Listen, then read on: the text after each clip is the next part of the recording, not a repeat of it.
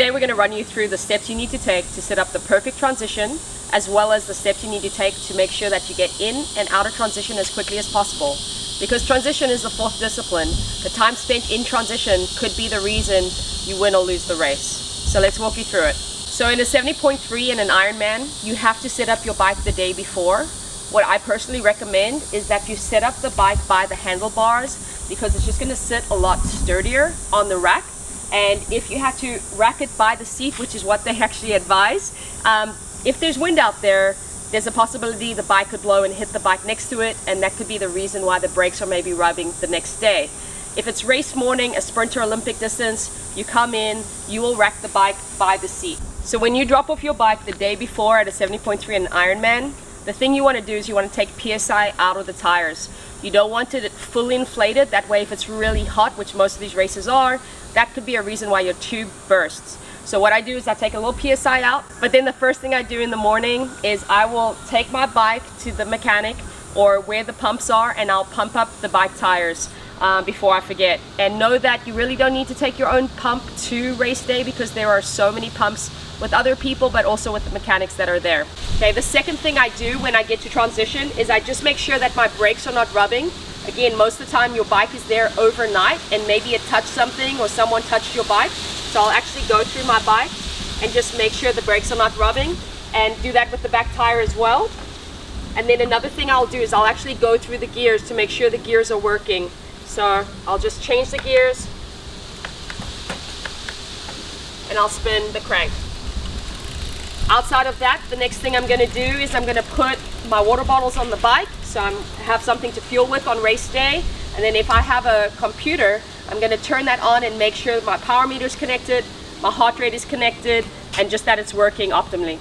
So after everything is on my bike, I make sure the gears are working, the brakes are not rubbing. I'm going to set up my transition. And I set up my transition on the side that I'm going to run with my bike. So I typically grab my bike from the left-hand side and run with it, and so you can see my transition is set up on that side.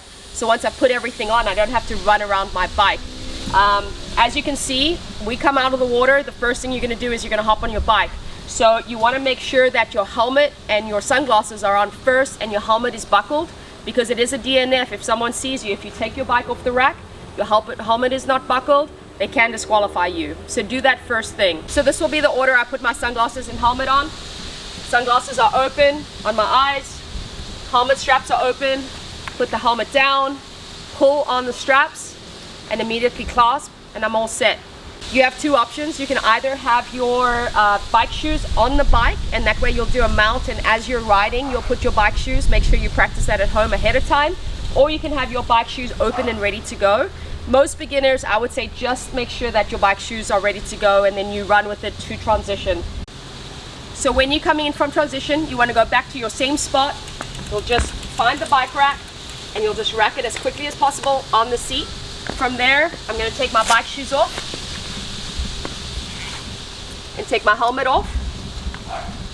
And as you can see, I actually have socks on already, but if you haven't put socks on for the bike, you will then put socks on for the run.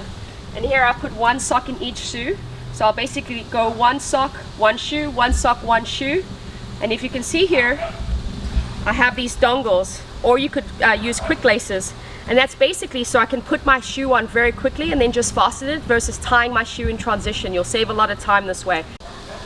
Now this is a time-saving tip. Once you've got your running shoes on, you're going to put your gels, your race belt, your sunglasses, any extra salt that you have, all in your hat. And you're not going to stand in transition and put this on. You're going to actually start running out of transition. And from there, what I do is I'll use my gels and I'll just stick it in my bra as a female. If you're a male, you stick it in your pocket. And then I have my hat left. I'll put that on. And then for the race belt, this is key. Keep it fastened. And all you do is you put your arms up and slide it over and down. For you to be running and be trying to close this belt usually gets pretty difficult, so rather just keep it closed and slide it over your head. So a question I get asked all the time is the heart rate monitor. If you're going to race with your heart rate monitor, are you taking the time in transition 1 to put it on, or you're racing with it the whole way through? And the answer is that you're racing with it. So you start your race, you're putting this on race morning, and you're racing with it with a swim, bike, and run. Okay. Then going into T1, you're either going to be wearing a wetsuit or you're going to be wearing a swim skin. And so your key to transition from the swim to the bike as quickly as possible is as soon as you get out of the water, you want to take your wetsuit or swim skin down, and you're going to take it down all the way to your waist. Then you have the choice. You can either use a wetsuit stripper, which most of these Ironman races and 70.3 races have. And so as soon as you get out of the water, you'll look for them, and you're going to sit down. You try to get it down to your waist. You're going to sit down, and they're going to pull your wetsuit off for you. You grab your wetsuit and you run to transition. Or you're just going to pull it down to your waist. You're going to run all the way to transition, and if you feel you can get your wetsuit off quicker than what the wetsuit strippers can do, then at your bike you go as quickly as possible to take your wetsuit off before getting your helmet on, your bike shoes on, etc. So one tip I give athletes is that when they're running out of the water, you can lift your goggles up to your forehead so you can see, but keep your goggles and your cap on while you're stripping down your wetsuit. A lot of the times we see people take off their cap and goggles, and they're holding it in their hand as they're trying to take their wetsuit off, and it just massively slows things down for you. So that would be my number one tip when you're getting out of the water. So guys, this is all the gear you need to race a triathlon. Know that for your local sprint Olympic distance race, you're going to be bringing your gear race morning. You're going to set it up exactly like this. However, a 70.3 and Ironman is very different.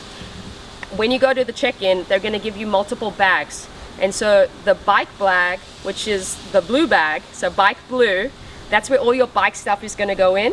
The red bag, which is the run bag, red run, that's where all your run stuff is going to go in. So the way you would set it up in transition, you're just going to put it in a bag, and then know on race day what's going to happen is when you get out of the water, you're going to run through transition, and right before you get to this big change tent, as it pertains to an Ironman, you're going to pick up your bag, run into the change tent, and then in the tent you're going to put on your helmet, your shoes, etc. You're going to put your wetsuit into that blue bag, and then as you're running out to get your bike, you're going to drop off that blue bag. Same thing with the run. As you're coming off the bike, you typically actually hand your bike off to a volunteer that puts your bike away and racks it, and then you're going to run through transition. You're going to pick up the red run bag, and that's going to have your run things in, socks, shoes, cap, etc. You'll put that on in transition. You might even do a clothing change at that point. Most people do it for the run, not so much the bike. And then as you head out, again, you're going to drop the red bag down, and you're going to run out of the tent and onto your run.